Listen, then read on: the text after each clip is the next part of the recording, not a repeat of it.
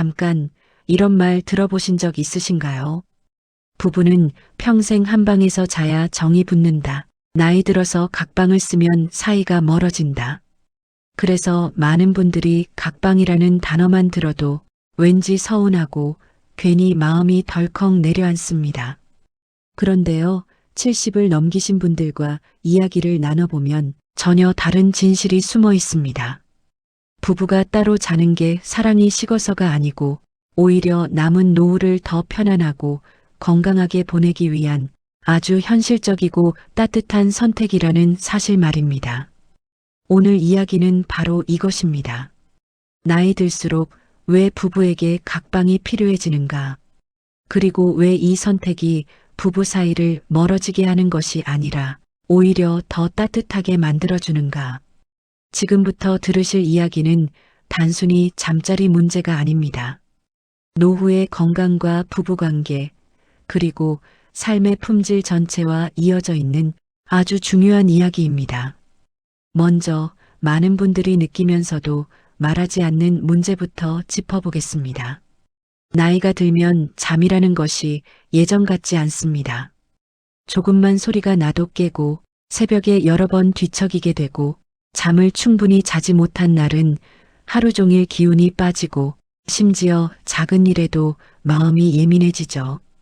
이런 상태에서 배우자의 콧골이나 잠버릇, 기상시간의 차이는 생각보다 훨씬 큰 스트레스가 됩니다. 부부 사이가 나빠져서가 아니라 몸이 예전 같지 않기 때문에 생기는 자연스러운 변화죠. 이때 많은 분들이 속으로만 이렇게 생각합니다. 미안하니까 말을 못하겠어. 괜히 상대가 서운해할까봐 걱정돼. 잠은 잘 못 자는데 말은 못하고 서운할까봐 참고 그러다 보니 몸은 더 지치고 마음은 더 예민해지고 이런 악순환이 계속 쌓여갑니다. 여기서 실제 한 분의 이야기를 들려드릴게요. 서울 광진구에 사는 정혜수님, 72살이십니다. 그리고 남편 박종열님, 74살이십니다.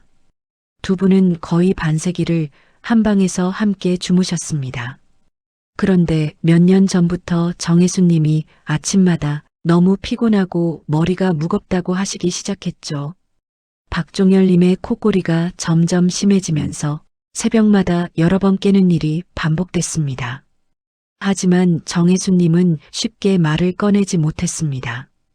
혹시 남편이 서운해할까봐, 내가 당신이랑 같이 자기 싫다는 의미로 들릴까봐 몇 년을 혼자 참고 지내셨죠. 그러던 어느 날 정혜수님의 혈압이 갑자기 치솟아 응급실에 실려가는 일이 생겼습니다. 의사는 말했습니다. 잠을 깊이 못 자는 게 오래되면 혈압과 심장, 뇌혈관까지 모두 위험해질 수 있다고요. 그제야 두 분은 솔직하게 이야기를 나눴고 결국 각방을 쓰기로 결정했습니다. 놀랍게도 그때부터 두 분의 관계가 더 좋아졌습니다. 정혜수님은 오랜만에 깊은 잠을 잘 수 있었고 박종열님도 눈치 보지 않고 편하게 주무셨습니다. 몸이 편해지니 마음이 부드러워지고 아침마다 서로의 방에서 나와 잘 잤냐고 안부를 묻는 시간이 이전보다 더 따뜻해졌습니다. 정혜수님은 말했습니다. 나는 당신이 싫어서 각방을 쓴 게 아니에요. 우리 관계를 오래 지키려고 그래서 결심한 거예요. 박종열님은 고개를 끄덕이며 조용히 눈시울을 붉히셨습니다. 부산 해운대에 사는 김정우님과 이순자님 이야기도 있습니다. 김정우님은 76, 이순자님은 74이십니다. 김정우님은 잠버릇이 있어서 뒤척일 때마다 침대가 크게 흔들렸고 이순자님은 예민한 편이라 조금만 움직여도 곧바로 깨어났습니다. 어느 날 이순자님은 용기 내어 말했습니다. 여보, 나 요즘 너무 잠을 못 자요. 혹시 방을 나누면 안 될까요? 처음엔 김정우님도 살짝 서운했습니다. 하지만 며칠 생각해보니 이순자님이 자신을 멀리하려는 게 아니라 오래오래 행복하게 함께 살고 싶어서 그 말을 꺼낸 거라는 걸 깨달았습니다. 각방을 쓰기 시작한 첫날, 이순자님은 몇 년 만에 가장 깊은 잠을 잤고 김정호님도 눈치 보지 않고 편하게 쉴 수 있었습니다. 잠을 잘 자니 마음이 안정되고 말다툼도 줄고 대화는 더 부드러워졌습니다. 두 분의 관계가 오히려 더 다정해졌습니다. 이순자님은 이렇게 말합니다. 각방은 우리를 멀어지게 한 게 아니라 더 오래 함께 있게 해준 선택이었어요. 여기서 우리가 알아야 할 사실이 있습니다. 각방을 쓰면 사이가 멀어진다는 선입견은 지금 시대에는 맞지 않습니다. 100세 시대에는 부부가 함께 있는 시간이 너무 길어졌습니다. 아이들은 일찍 독립하고 부부 둘만의 시간이 길어지면서 서로에게 가장 중요한 존재가 되는 거죠. 그러니 오래 함께 하려면 얽매여 있는 친밀감이 아니라 편안함을 지켜주는 친밀감이 필요합니다. 그 중심에 바로 잘 자는 환경, 혼자만의 시간, 서로의 리듬을 존중하는 생활 방식이 있는 겁니다. 여기서부터 이야기는 조금 더 깊어지기 시작합니다.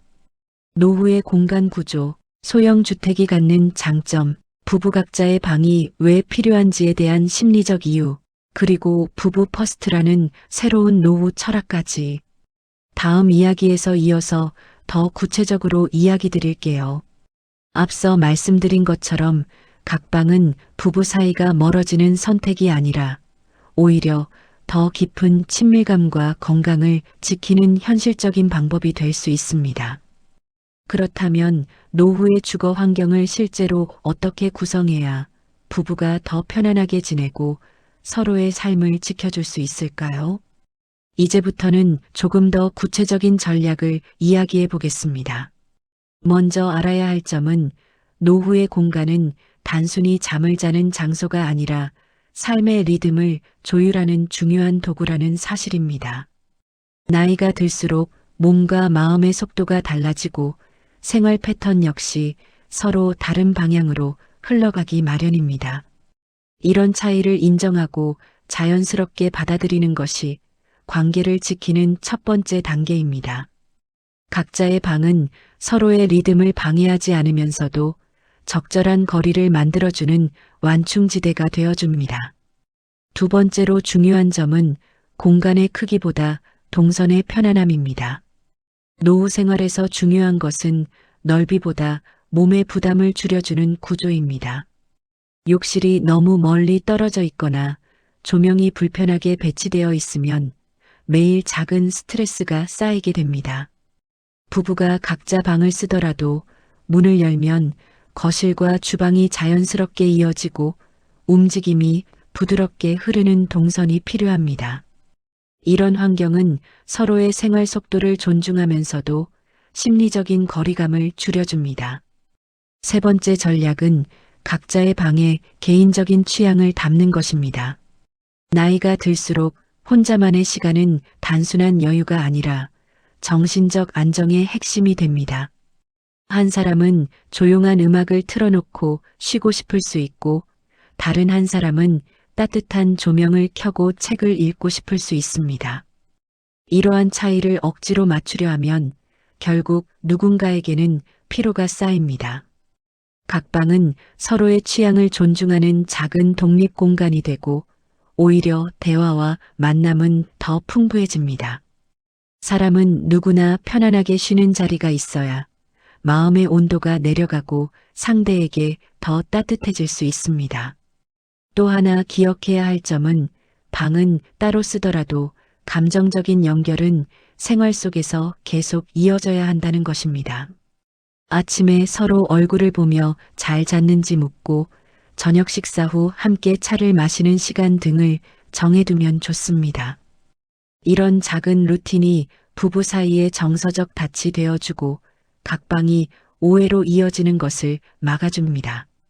실제로 상담을 하다 보면 노후 갈등을 줄이는 핵심은 결국 대화의 질이라는 걸 자주 느낍니다. 공간이 따로 생기면 오히려 예전보다 더 깊은 대화를 나누는 경우가 많습니다. 함께 자면서 피곤이 누적된 상태에서는 사소한 말에도 상처가 되지만 각자의 공간에서 편안히 쉬고 난 뒤 마주하면 더 여유롭게 듣고 더 따뜻하게 반응하게 됩니다. 각 방은 단절의 공간이 아니라 더 나은 관계로 이어지는 숨 고르기의 공간이 되는 셈입니다. 주거 형태에 대해서도 조금 더 이야기해 보겠습니다. 많은 전문가들은 노후에는 지나치게 큰 집보다 적당한 크기의 실속 있는 집을 권합니다. 넓은 집은 청소와 관리 부담이 크고 이동할 때마다 에너지가 많이 들기 때문입니다. 오히려 방은 2개 있되 전체 구조는 단순하고 작은 집이 효율적입니다. 편의점이나 병원, 시장, 지하철 같은 생활 인프라가 가까우면 노후의 불편함은 크게 줄어듭니다. 생활 반경이 작아지고 동선이 쉬워질수록 부부는 서로에게 더 여유 있게 집중할 수 있습니다. 노후 주거의 핵심은 고급스러움이 아니라 지속 가능성입니다. 나이가 들수록 생활이 단순해지는 것이 편안함으로 이어집니다. 각 방은 이 단순함을 만들어주는 기본 구조입니다. 조용히 생각할 수 있는 의자 하나, 따뜻한 담요가 놓인 작은 소파 하나, 읽던 책을 올려둘 수 있는 탁자 하나. 이런 소박한 요소들이 각자의 방을 쉼터로 만들어주고 부부는 서로를 더 안정된 마음으로 바라보게 됩니다. 여기까지 이야기하니 어떤 분들은 이렇게 묻습니다. 평생 같이 살아왔는데 방을 나누면 멀어지는 건 아닐까요? 하지만 진짜 관계는 함께 붙어 있다고 만들어지는 것이 아닙니다. 서로에게 편안함을 허락할 때 비로소 사랑은 깊어집니다. 편안함은 관계의 바탕이고 그 바탕이 단단해야 오래갑니다. 각자의 공간에서 숨을 고른 뒤 만나면 오히려 더 다정하고 더 부드러운 관계가 만들어집니다. 지금 듣고 계신 여러분은 어떠신가요? 각 방에 대해 마음속에 오래 담아둔 생각이 있으셨나요? 또는 상대에게 말하지 못했던 불편함이 있었나요? 여러분의 이야기가 다른 분들에게 큰 도움이 될 수 있습니다. 댓글로 경험을 나눠주시고 서로에게 지혜가 되어주세요. 오늘 이야기 도움이 되셨다면 구독과 좋아요 부탁드립니다. 여러분의 노후가 더 편안하고 따뜻해지길 바랍니다.